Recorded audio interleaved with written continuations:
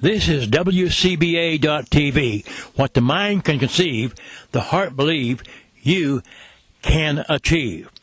This is Wednesday, June the 23rd, I think it is, 2010, down here on the banks of the Shawan River in North Carolina. I just heard some disturbing news.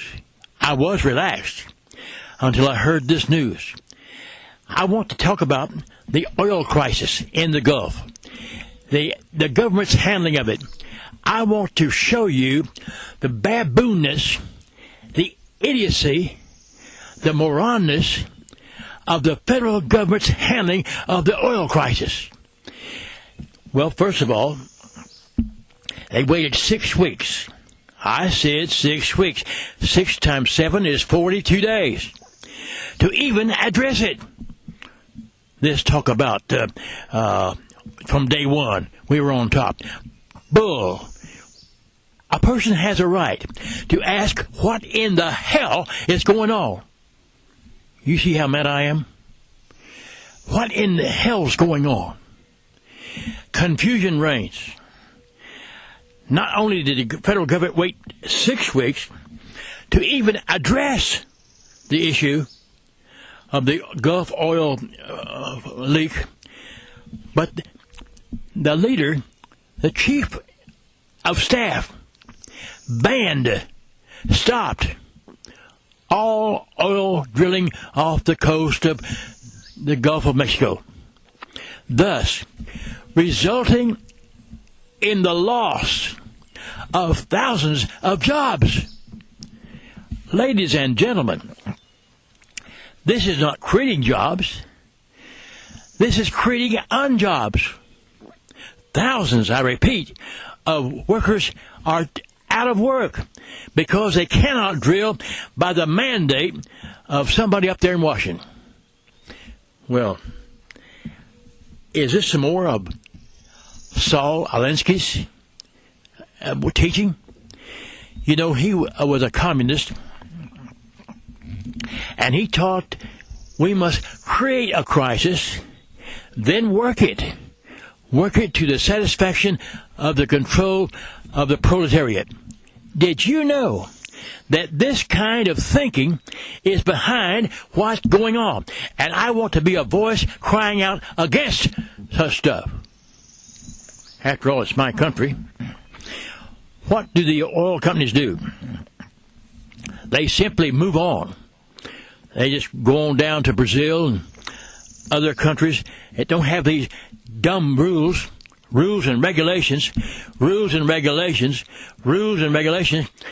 government telling the oil companies what to do. How about the environmentalists,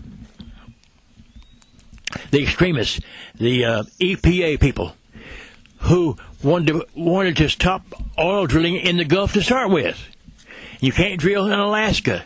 You can't drill in Anwar. You can't drill off the eastern coast because somebody has to have an altruistic view of the ocean. Well, oil rig, it looks like the Eiffel Tower. It's a pretty good-looking piece of art, if you ask me. Why can't we leave free enterprise and capitalism alone? You see, this man, Oscar Poole, me, I see the country going to hell in a handbasket unless we can stop it. And we're trying here at the McCutcheon-Poole Coalition and the Allegheny Army on WDUN.com and WDN AM 550 on your radio, Monday through Friday, 10 to noon. We are trying to stop this. We want to stop the flow of Washington, not the flow in the Gulf. Well, of course we want to stop the leak. A word about being an accident. This was an accident. How many years? Stop and think about it. How many years have oil rigs been out there in the Gulf? Many of them in more shallow water, where the accident was less likely to happen, but because of these extremists, these morons, wanting to look at something pretty, which I do agree. The ocean is beautiful. I love it. I was raised right there in New Smyrna Beach, Florida. I lived many years there. I grew up to the sound of the ocean waves and the roar, and go over to the beach side and cool off from the heat of the day and sit there at night and watch the stars. Oh, how I love that. Well, it looks to me like the Saul Alinsky crowd wants to create another crisis added to the cap and trade. You know about cap and trade. It passed in the House, and thank God it's stalemated in the U.S. Senate. And I hope it dies for a lack of a hearing. We can stop this, and especially if we vote out the nincompoops who passed such legislation in the House of Representatives by adding people like Tom Graves from the 9th District in North Georgia. We just sent him to Washington about 10 days ago. My, oh my, that has had an effect upon this day. I was in a good mood until I heard the news. Let me repeat. The Commander-in-Chief, you know who he is, placed a ban on all oil drilling in the Gulf of Mexico. How many thousands of jobs did he destroy? That made the governor upset. I don't blame him. And then that was overturned by a federal judge. And now this czar, C-Z-A-R, a word taken from the Soviet vocabulary, this man who advises the president, this czar salamander, now I'm making up a word, so I won't be guilty of any bad-mouthing. All these folks out of work. Here's another incident of Saul Alinsky. Create a crisis so you can work it to control the economy. Well, who do you think controls the economy right now? The federal government controls 51%, according to Michelle Bachmann from Minnesota, and it's headed to 60%. What do you think we're going to? We're going to a Soviet style with a proletariat, a committee of a few, telling the majority what to do. We are no longer a nation under God, we the people. Unless we can stop this, turn it over, and elect some conservatives to Washington, D.C. Well, we see what's happening. We are losing our freedoms. The freedom to speak. Just around the corner is a fairness doctrine lurking, ready to stifle free voices like this, like mine, like Rush Limbaugh, my friend, who mentioned me on his program a year and a half ago. I appreciate men like Limbaugh and Sean Hannity and O'Reilly and Glenn Beck. I like these people. They are people just like you're a people. You're a person. And they have ideas, and they're trying to warn us of the direction we're headed. Well, here we go again. Jobs out. No taxes. You see, when these oil riggers and or oil companies go to Brazil and off the shore of other countries where oil is, we lose revenue. What the nation is doing is shooting itself in the foot. It's cutting off your arm to spite your face, something like that. So I ask, what in the hell is going on? I want to ask, is there a deceptive plan to create unemployment? Do we want to solve the nation's problem of unemployment? It's now 10%. It was 6 or 5 under George Bush, and now it's about 10 and getting worse by the day, except unless you're an IRS worker. We want to add 17,000 workers to keep tabs on our insurance program. 17 more thousand IRS workers. While I'm at it, let me say, I don't believe in the IRS. Do you? This amalgamation of foolishness, this unfair taxation. I believe in the fair tax, as promoted by John Linder, Congressman from Georgia, and others. I'm just asking, are we creating another crisis to seize control? Can't you see? Can't you see, understand?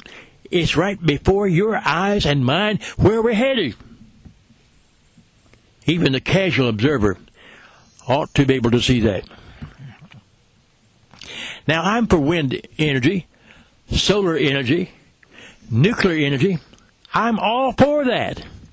But what's the point I'm trying to make today on this brief presentation? The point is, until we receive new ideas, do you think we need some new ideas?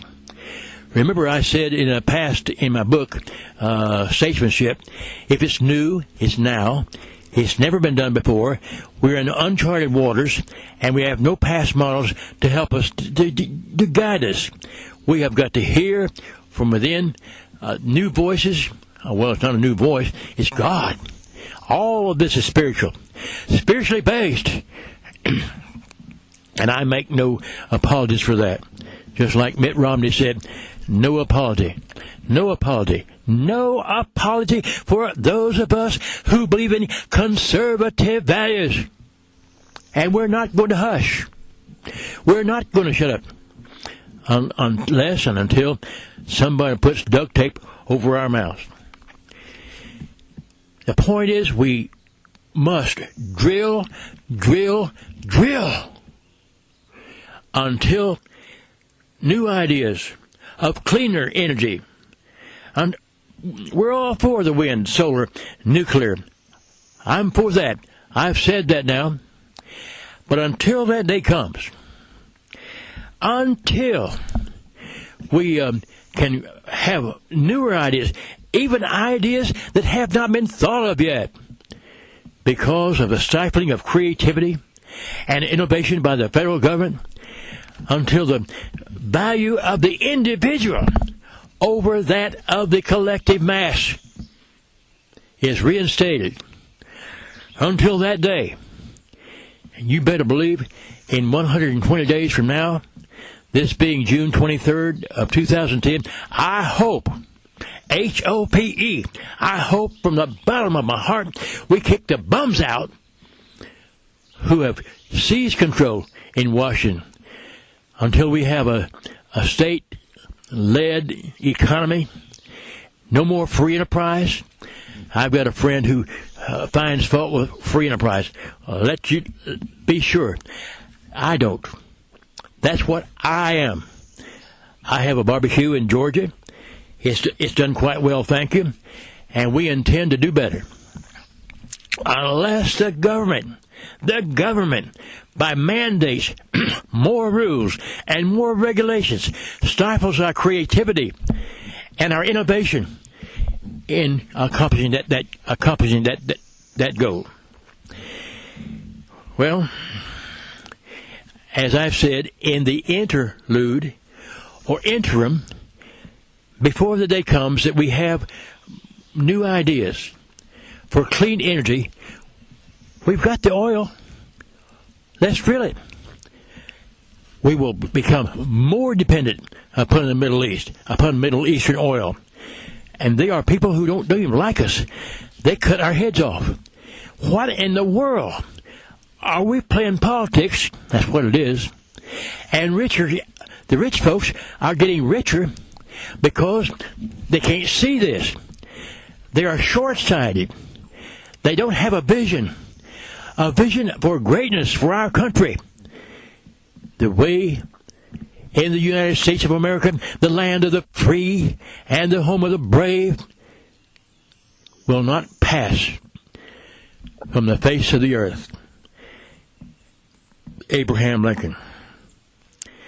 All right, that's enough from here. I've talked 15 minutes on WCBA.TV, what the mind conceive, the heart believe, you can achieve. That's what we believe here, and will as long as we have breath to breathe. This is Colonel Oscar Poole speaking from the banks of the Shawan River in North Carolina, where the air is blowing still. I'm in the shade, and we're going to have a great time today as we continue our vacation. This has been a WCBA.TV production.